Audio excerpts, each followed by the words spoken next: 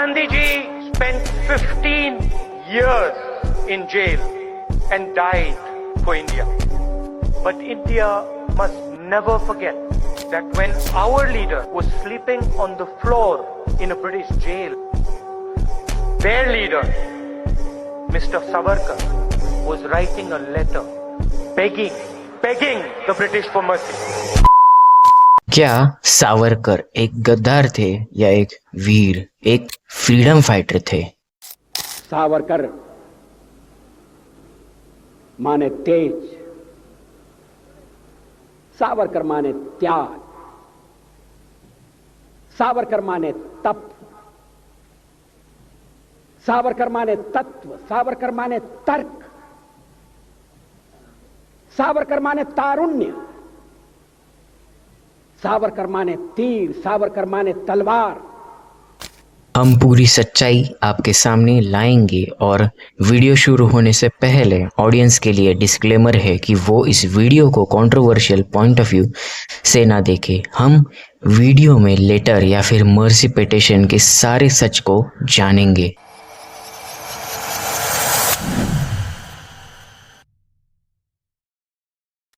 आज इस वीडियो हम सारे सवालों के जवाब जानकर ये समझेंगे कि आखिर सावरकर कौन थे।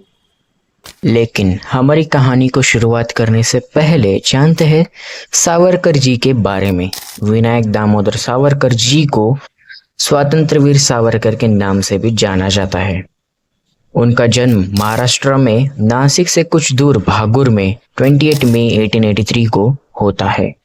वो इंस्पायर्ड थे गिस्पी मजिनी के टेक्निक से, जो कि था armed revolution against British rule.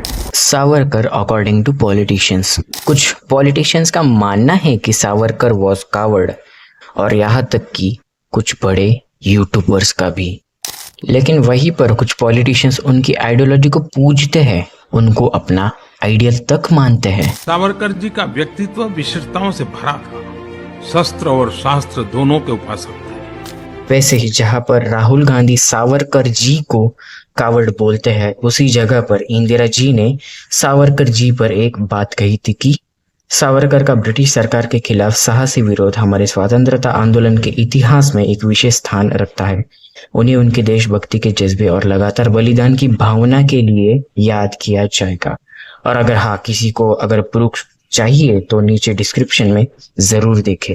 तो अब जब सारे पॉलिटिशियंस ने सावरकर जी को एक कंट्रोवर्शियल टॉपिक बना ही दिया है, तो अब हम जानेंगे कि सावरकर जी ने आखिर क्या लिखा था लेटर। दूसरा सवाल, which letter Savarkar wrote to British? आपने बहुत सारे कांग्रेस के पॉलिटिशियंस से सुना होगा कि सावरकर डरपोक थे। उन्होंने एक मर्सी पिटीशन ब्रिटिश रूलर्स को लिखा था। तो चलिए जानते हैं उसके पीछे की कहानी। तो दोस्तों, 1910 में इंडियंस ने ब्रिटिश क्राउन के खिलाफ एक विद्रोह किया था, उनको अपोज किया था, और ये सब हो रहा था सावरकर जी के आइडियोलॉजी से।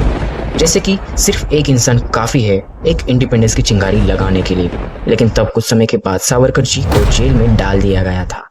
तब 14 नवंबर 1913 को सावरकर जी ने ब्रिटिश होम सेक्रेटरी रेजिनाल्ड क्रैडॉक को एक लेटर लिखा था। वो कहते हैं कि I am ready to serve the government in my capacity they like. Where else can the prodigal son return but the parental doors of the government? क्योंकि सावरकर जी को पता था कि अगर वो अपनी हिंदू लोगों को अगर ब्रिटिश आर्मी में नहीं डाल देते हैं तो 2 डिजास्टर्स आने वाले थे। चलिए जानते हैं ये डिजास्टर्स क्या थे। डिजास्टर नंबर 1, सावरकर जी को ये पता था कि जब इंडिया और पाकिस्तान का पार्टीशन हो जाएगा तब पाकिस्तान हमसे बगावत करके हम पर ही अटैक कर देगा। और दोस्तों, इंडिपेंडेंस मिलते ही पाकिस्तान ने बिल्कुल ऐसा ही किया। लेकिन तब भी हिंदू सोल्जर्स ने ही हमारे देश के लिए लड़े थे और ये जंग जीती भी थी। अब जिस इंसान के पास इतना बड़ा विजन और आइडियोलॉजी हो सकती है, क्या कोई डरपोक या फिर पागल ऐसा सोच सकता है? लेकिन ये तो किसी ने जाना ही नहीं। हम सबको तो सिर्फ सावरकर जी ने लेटर लिखा था यही दिखा। प्रूफ और ट्रूथ जानने के लिए हम इंडियंस के पास समय ही कहाँ है। हमें तो सिर्फ एक चटकदार और इंटरेस्टिंग न्यूज़ चाहिए हर वक्त। तो चलिए आते हैं हमारे डिजास्टर नंबर 2। अब आप सभी को तो पता होगा कि खिलाफत मूवमेंट 1919 से लेकर 1922 तक पीक पे था और तब मौलाना आज़ाद ने लेटर लिखा था एक अफगान के आमिर कौर टर्की के खालिफ को। मौलाना आज़ाद चाहते थे कि इंडिया में एक इस्लामिक रूल आए और ब्रिटिश को इंडिया से भगा दे, लेकिन सावरकर जी को पता था कि अगर ऐसा हुआ तो जो खराब कंडीशन मुगल रूल के वक्त हुई थी वैसे ही इस्लामिक रूल के वक्त भी हो सकती है। और आप ये भी जानते होंगे कि ब्रिटिश रूल में मुस्लिम सोल्जर्स बहुत ज़्यादा थे, तो ये पॉसिबिलिटी भी थी कि शायद अगर खिलाफत मूवमेंट आ गई तो सारे मुस्लिम सोल्जर्स खिलाफत मूवमेंट के साथ जाकर ब्रिटिश को बगावत कर दे।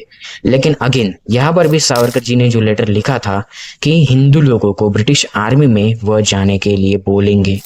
अब जब सावरकर जी ने ब्रिटिश को ये लेटर लिखा था तो ये सब पॉलिटिशियंस और कुछ यूट्यूबर्स भी ये बोलते हैं कि सावरकर जी डरपोक थे, लेकिन ये तो ऐसी बात हो गई कि जब कृष्ण रन छोड़कर भागते हैं एक गुफा में और फिर एक कल्लव्यन नाम के एक योद्धा को मारने के लिए एक स्ट्रैटेजी रचते हैं, लेकिन फिर भी उन्हें रणछोड़ कहा जाता है। यही बात कुछ सावरकर जी के साथ भी हुई है।